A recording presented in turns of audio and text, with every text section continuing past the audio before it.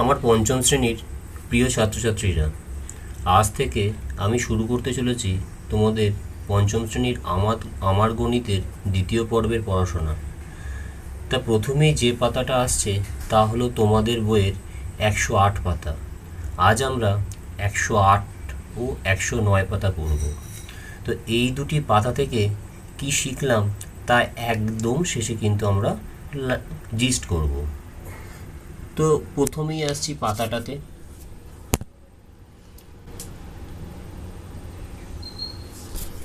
পাঠটির নাম হলো আজ স্কুল বাড়ির একটির বেশি জানালায় সবুজ রং দিই। এখানে দেখা যাচ্ছে শোভন একটি জানালায় 3/4 অংশ রং করার পরে আমিও এই জানালায় 1/4 অংশ রং করলাম। দুজনে মোট 3/4 যুক্ত 1/4 অংশ সমান চিহ্ন দিয়ে 3/4 যোগ 1/4 সমান হচ্ছে 4/4 অংশ, অর্থাৎ পুরোটাই আমরা রং করলাম। অর্থাৎ আমরা একটা জানালার সম্পূর্ণ অংশ রং করলাম। পরের দিন শোভন একটা এই রকম জানালার 1/2 অংশ রং করলো। আমি বাকি থাকলো কতটা না 1 বিয়োগ 1/2 অংশ, সুতরাং 1/2 অংশ বাকি থাকলো, সেই 1/2 অংশ আমি রং করলাম। অর্থাৎ শোভন দুদিনে মোট কতটা করলো না প্রথম দিনে করেছিল 3/4 আর পরের দিন করলো 1/2 অংশ, সুতরাং 3/4 যুক্ত 1/2 যদি আমরা এটাকে যোগ করি তাহলে এখানে দাঁড়ায় 5/4 অংশ। এখানে আমরা দেখতে পাচ্ছি লব হচ্ছে 5 আর হর হচ্ছে লব হচ্ছে 5 আর হর হচ্ছে 4। এরপর আমরা আসছি 109 পাতায়। 109 পাতায় প্রথমেই দেখতে পাচ্ছি তাহলে আগেরটা কি পেলাম না আগেরটা পেলাম 5/4 অংশ। এখানে দেখতে পাচ্ছি লব গ্রেটার দেন হর, অর্থাৎ লব হরের চেয়ে বড়, তাই এই ধরনের ভগ্নাংশকে আমরা বলতে পারি অপ্রকৃত ভগ্নাংশ। অর্থাৎ শোভন 4 ভাগের মধ্যে 4 ভাগ তো কাজ করেইছে, আরও 4 ভাগের মধ্যে 1 ভাগ কাজ শোভন করেছে, অর্থাৎ শোভন একটা সম্পূর্ণ কাজ করেছে, তা সত্ত্বেও আরও 1/4 অংশ কাজ করেছে। তাই এখানে হচ্ছে লব হরের চেয়ে বড়। তাই এতক্ষণ পর্যন্ত আমরা যে প্রকৃত ভগ্নাংশগুলো দেখেছি সেখানে লব ছিল কি না লব ছিল হরের চেয়ে ছোট, কিন্তু এখানে যেটা পাচ্ছি সেখানে হচ্ছে লব হরের চেয়ে বড়। তাই এই ভগ্নাংশটাকে আমরা প্রকৃত ভগ্নাংশ নয় কি বলবো, অপ্রকৃত ভগ্নাংশ। শোভন 5/4 অংশ রং করেছে, তাই শোভন মোট কতটা করেছে, এই 5/4টাকে যদি ভাঙি তাহলে 1 অংশ পুরোটা করেছে আর করেছে 1/4 অংশ। তাহলে এখানে পেলাম কি, প্রথম বন্ধনীর মধ্যে লিখছি 1 যোগ 1/4 অংশ, অর্থাৎ এখানে অখণ্ড সংখ্যা ও ভগ্নাংশ মিশে আছে, তাই এখানে মেশানো ভগ্নাংশকে আমরা বলবো 1 পূর্ণ 1/4, 1 পূর্ণ 4 ভাগের 1 ভাগ বা 1 পূর্ণ 1/4 বলবো।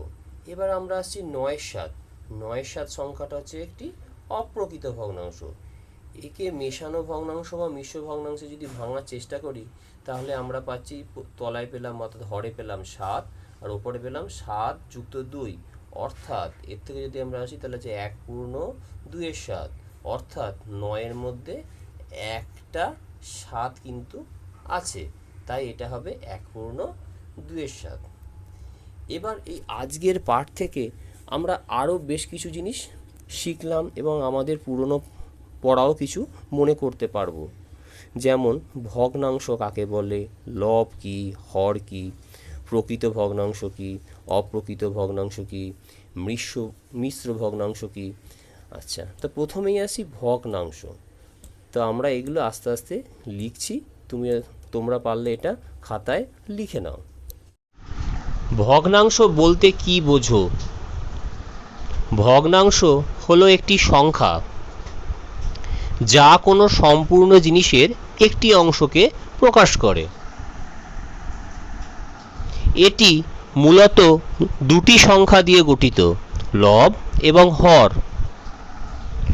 লব হলো রেখার ওপরে থাকা সংখ্যা, যা নির্দেশ করে যে কতগুলি সমান অংশ নেওয়া হয়েছে, আর হর হলো রেখার নিচে থাকা সংখ্যা, যা নির্দেশ করে যে মোট কতগুলি সমান অংশে জিনিসটাকে ভাগ করা হয়েছে।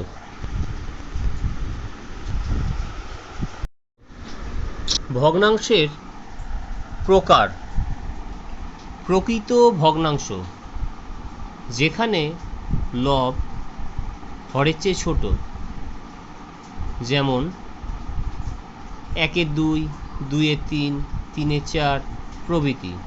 এরপর আসছি অপ্রকৃত ভগ্নাংশ, যেখানে লব হরের চেয়ে বড়, যেমন